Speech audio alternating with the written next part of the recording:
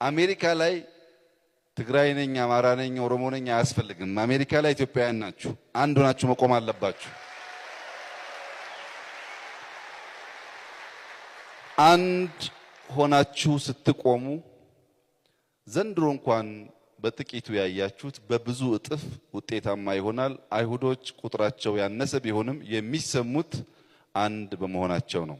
እኛ ደግሞ በባህልም በደምም በብዙ ነገር ከነሱ ጋር እንቀራረባለን ስለሚባል ቢያንስ መደራጀትን ከነሱ ተምረን ይበልጥ የምንደመጥ እንድንሆን አደራ ልላችሁ ፈልጋለሁ።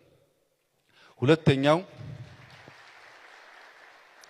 ከልማት ጋር ተያይዞ ሰሞኑን በርካታ ሲምፖዚየም ላይ ስትሳተፉ እንደነበር ሰምቻለሁ። ያላያችኋቸው ፕሮጀክቶች አሉን።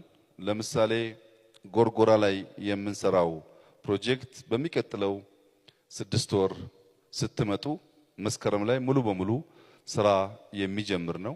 ይህ ጎርጎራ ላይ የጀመርነው ፕሮጀክት ስታዩት እና ሲጀምር ከደስታ በላይ ያበሳጫል። ይሄን የመሰለ ነገር እስካሁን ለምን ተቀመጠ ብሎ በጣም የሚያበሳጭ ነገር ነው። እውነት ለመናገር ሲሸልስ፣ ስዊዘርላንድ በርካታ ሀገር ብትሄዱ አሜሪካ እንኳን ብዙ እንደዛ የሚያምር ቦታ የለም። በርካታ ሀገር ብትሄዱ ብዙዎች በብዙ ዋጋ የሚዝናኑበት ቦታ ጎርጎራ ላይ አለ።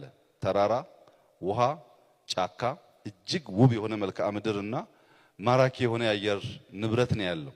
ግን አልሰራንበትም። አሁን እኛ የጀመርነው 50-60 ቁልፍ 50-60 ሩም ያለው ሪዞርት ነው። ነገር ግን ጎርጎራ እንደምታውቁት በጣም ሰፊ ቦታ ስላለው ከናንተ ውስጥ ሌላ ኢንቨስትመንት አያስፈልግም። በእናንተ ሀገር እንደምታውቁት ፕሮፐርቲ ኦውን እንድታደርጉ በእኛ ዲዛይን፣ በእኛ ኮንትራክተር፣ በእኛ ስታንዳርድ አንዳንድ ቪላ የዛ ሪዞርት አካል የሆነ ቪላ አቅሙ ያለው ሰው ይሰራና ከአመት ውስጥ 350 ቀኑን ልክ እንደማንኛውም ሆቴል እየተከራየ ገንዘቡን ለኦነሩ ይሰጣል። በአመት አንዴ ደግሞ እንደ ዲያስፖራ ስትመጡ 1 ወር ለባለቤቱ ክፍት ሆኖ ማረፊያ ይሆናል። ይሄ የምታውቁት አሰራር ነው። ኮይሻ ላይ ያለ፣ ወንጪ ላይ ያለ ገና የምናስባቸው በርካታ ቦታዎች ስላሉ ከአዲስ አበባ ጋር አትጨቃጨቁ